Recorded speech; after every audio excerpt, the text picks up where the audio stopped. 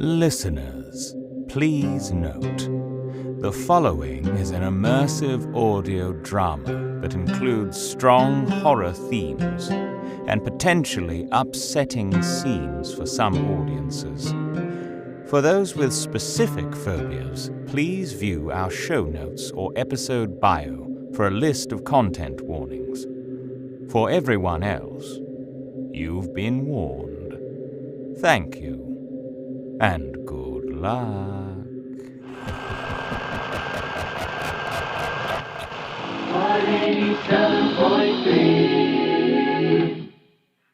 Al, how'd you feel about s'mores? S'mores? I can't get enough of them. Yeah, why do you ask? Well, Alan, it's s'more season, and you know s'mores mean fire. Makes sense to me.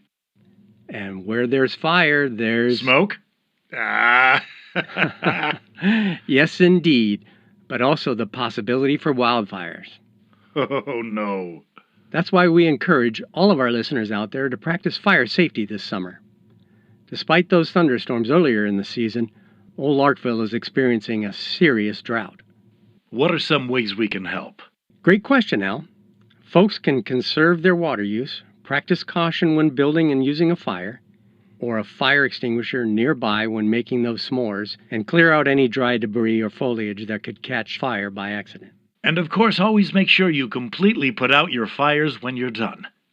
Now, with that out of the way, I think it's time for... s'more music! They kill me! I'm hysterical. S'mores. The night is still, the forest dark.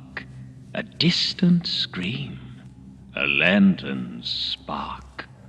Through tangled woods you make your way, where unseen eyes observe their prey. A creaking branch, a whispered name, a chilling wind, an ebbing flame. The path ahead is cold and frail. Secrets weave through night's thin veil. Old legends speak of spirits near, of those who vanished, drowned in fear. Moonlight fades and shadows swell on the trail to Wanatel.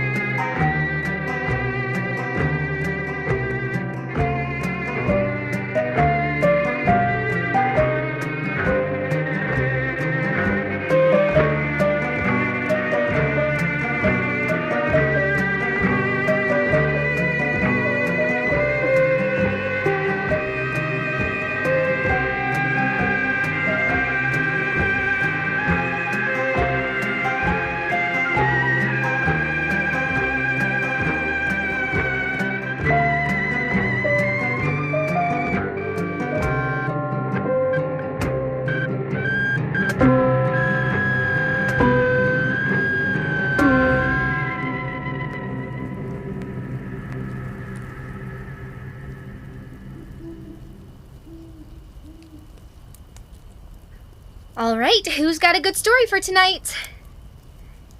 Thomas, maybe you've got something tonight? I don't think that's a good idea. You've been spacey all day. I bet a story is just the thing to cheer you up. Nothing too scary, though. We want the kids to sleep tonight. I'm not sure anyone's sleeping tonight, Jen. I know I'm not. Andrew's not. You ever wonder why we say, "As I snuff the flame, only ashes remain," when we put out the campfire? Yeah, it's one of the camp rules, right? More than just one of the rules. It's a warning. I didn't take it seriously until recently. Do you want to hear where it started? Thomas, it's okay. You don't have to tell a story. Yeah, we can sing a couple of songs. No, I think we should tell them. They deserve to know. I want to know. I'm not scared. A very, very long time ago, when the camp was first built, there were already stories about weird things happening. Sometimes you heard your name from the edge of the woods. You might see your best friend waving at you from a canoe in the middle of the lake, begging you to race. Maybe you would see the trees moving closer and closer to the cabins, their roots tugging at the heavy, dark earth. But they never came into camp. The fire was for more than warmth, more than s'mores or stories or songs. It was a barrier to keep things at bay. As long as it was burning, nothing could get close to the camp line. The things crawling through the woods didn't like the lights and would linger in the dark, away from the flame, far from the spark. There were 3 counselors one summer, just like us, enjoying a cookout. They had a great time with their campers, and the fire was bright and strong enough that they didn't have a care in the world. As the night wore on, the marshmallows ran low, and the flames started to die down. The darker it got, the more they could hear things moving in the shadows. They started to listen. What were they listening for? They didn't know, but they heard it, low and quiet, almost like the chittering of teeth. The counselors grew quiet, while the campers continued to sing and enjoy themselves. No one looked too cold. No one stood there chattering away. It's gotta be our minds playing tricks on us, they thought. Until one realized where the sound was coming from. Right under their feet. Oh. They tried to ignore it, but the lower the fire got, the louder the noise grew. Eventually, one of the counselors decided that a better idea would be getting everyone to bed. Most of the campers reluctantly started the walk back to their cabins, while a handful lingered with the counselors. One of the counselors tossed a bucket of water over the fire and doused what was left of the cinders. The strange noise stopped. Just a hiss, and they were left in the dark. Everything fell absolutely silent. Until the ash began to move. It shifted and crumbled as small mounds of earth pushed up from beneath. The chattering sound was back and louder than before. Before anyone realized what was happening, thousands of fire ants poured out from the pits. The campers bolted. Those 3 counselors were left in the dark to be swarmed by skittering feet. It didn't take them long to realize the ants weren't biting. Wave after wave after wave of them poured out from the ash in an attempt to flee something else that clawed up behind them. Their terror froze them in place, and they watched as something thicker than tar pushed its fingers out from the pit. It didn't have a shape. It didn't really have substance. It just was. It almost looked like a person. Almost. The eyes were wrong. Too big and then too small. And then there were so many of them crowding in the sockets. Too many to blink. But then the shape just... It fell apart. It had teeth that fit into what was meant to be a mouth, sharper than glass and twice as long as your fingers. They were covered in something thick, and the dirt and ash fell onto its tongue when it's tried to scream. Thomas, I think that's enough. No, it's not. It devoured every living thing it touched, Julie. It tore them apart. This is a fake story, right, Jen? Shh, of course. Counselors couldn't keep their eyes on it. It slid out of their sight every time they blinked. It was patient and hungry, and it picked them off one by one, even as they begged. They couldn't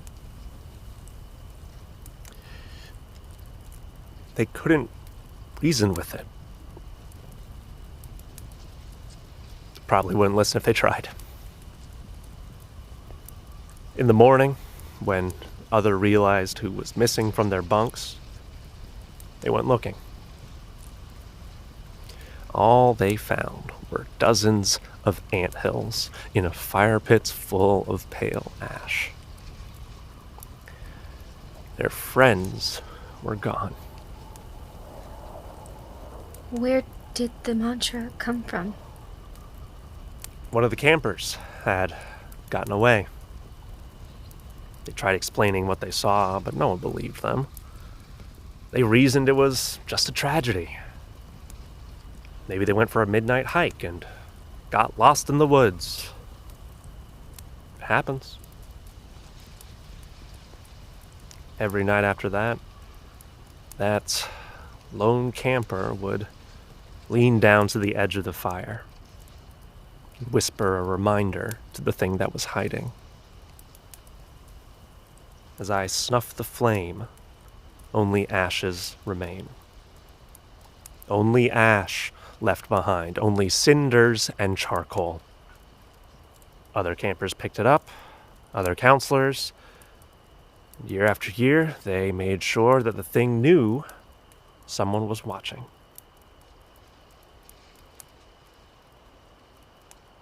Is it true?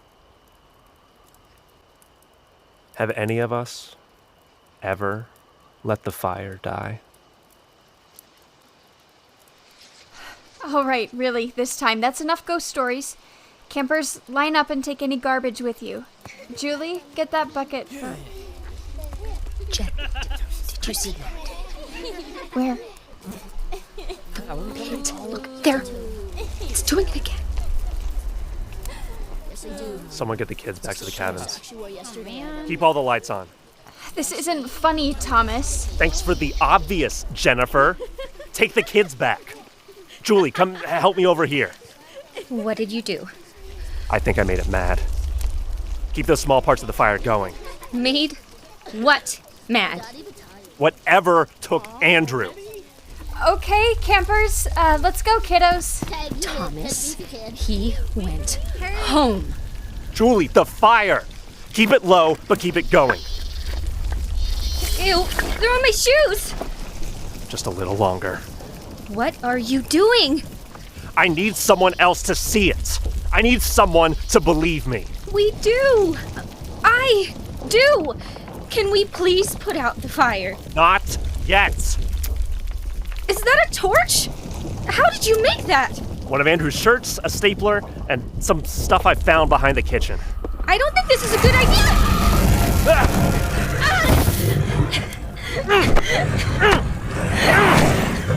You!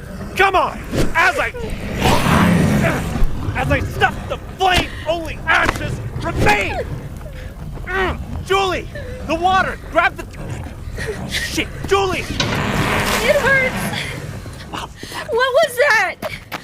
Come on, you have to get up. We have to get back to the proper camp boundaries. That's where the light is. Don't! My arm! I can't move it. Hate me later. You have to get up. No, don't touch it! You asshole! I'm hating you right now. Well, that's great. Just move. Kids? Everything okay out there? Nurse Carol! Wait. Shit, that might not be her. You psycho! What are you talking about? Wait. She has a flashlight. It hurts. Nurse Carol! Carol, over here! Julie, we have to get that cleaned. Did you fall into the campfire? Why didn't someone come get me? It was the same thing that took Andrew. Let's get you inside. Thomas, go to your cabin this instant and stay there. Is it really bad? We'll take a look. I have to radio Esther and let her know about this.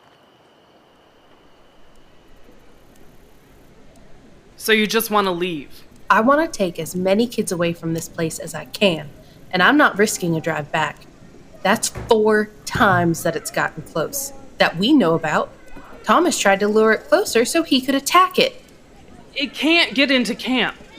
I beg to disagree. I overheard Amanda asking Mark for their broom and dustpan. Apparently, a mirror broke in their room.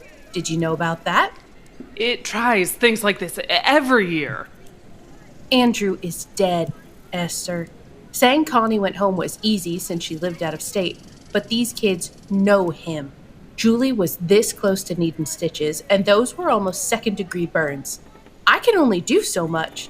Just because I worked for the emergency room doesn't mean this can be one. This is a summer camp, for Christ's sake. Carol, I can't. Shut it down. Shut the whole thing down. I'm taking however many can fit in a van, and that's final. We'll be more careful. No more hikes after dark. I'll make sure the lights are all working in the cabin. We'll do less outings. Do you hear yourself? I said that a counselor is dead, and you want to just be more careful? It's all I can do right now, Carol. I still have more than 50 campers who I need to keep safe. We only have a few weeks left, and it's never gotten worse than this kind of thing. I'll shut it down at the end of summer. You have to do more than that. I'm not going to sit here while children are dying. Clarkville isn't any better. It's better than here. It lives here, Esther. If Julie wants to come back to town with me, I'm taking her too. I can fit almost 20 kids in the van if their bags are on top. Combine the cabins, mail me my last check, and say we all got food poisoning. You've gotten so good at lying, I bet that even I would believe you. Welcome back to the Toad cabin, Thomas. Got everything unpacked? Just about. We keep batteries in the drawer next to your bunk. Extra flashlights are over there, and the nightlight in the bathroom stays on at all times. Somehow, I don't think that'll be a problem, man. How's Julie? Alive. Hey! Progress. Dude! All I mean is, that's good. Did you try telling them what really happened? Of course! Julie wouldn't look at them and just kept saying she wanted to go get back to her cabin. When Nurse Carol took the campers, I assumed we'd get some kind of announcement about closing up or something. Food poisoning was a low blow. We aren't stupid. They know that. Right? Mark, half of the cabin thinks I work for Santa Claus because you said I would tell him if they didn't eat dinner. Alright. Douche. What does that even mean? I think it's what you say when you get a point in tennis. Seriously, what do we do? You're sure you saw it? Yes. The first time when it took Andrew, and then when it was some guy wearing a flannel that looked like his, same hair. Then with the fire pits, something was coming out of it. We should talk to the others and see if they heard or saw anything. Sarah, probably, and Cassie. Sarah's still kind of jumpy. I mean, I would be too if I fell into a ravine. So both of you, believe me? Really? We were here, Thomas. When Connie went missing, she didn't go home. I know someone tried calling her folks, but they would just hang up. What about the girls? Julie probably believes you. Just a hunch. Do you want me to grab Jen and the others, Mark? Or tell them to meet in the mess hall after the campers are all in bed? Good call. Especially if Julie's really going to try to stick it out. I want to make sure everyone knows what's going on. Have you seen Nurse Carol? I can't find her anywhere. What happened? Is Julie worse? No, it's Maggie. Her eyes are open, but Amanda can't wake her up. If her eyes are open, what do you mean? She won't wake up.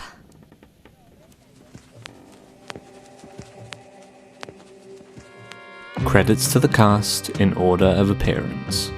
Jeff Moats as Johnny Cowan, Tory Doctor as Alan Wilson, Marlon Dance-Hooi as the narrator, Kelly the Kellhop as Julie Mackey, Frederic Powers as Thomas Anderson, Meg McKellar as Jennifer Darwin, Adelle King as Nurse Carol, Eleanor Hewitt-Hill as Esther Wade, Aman H.K.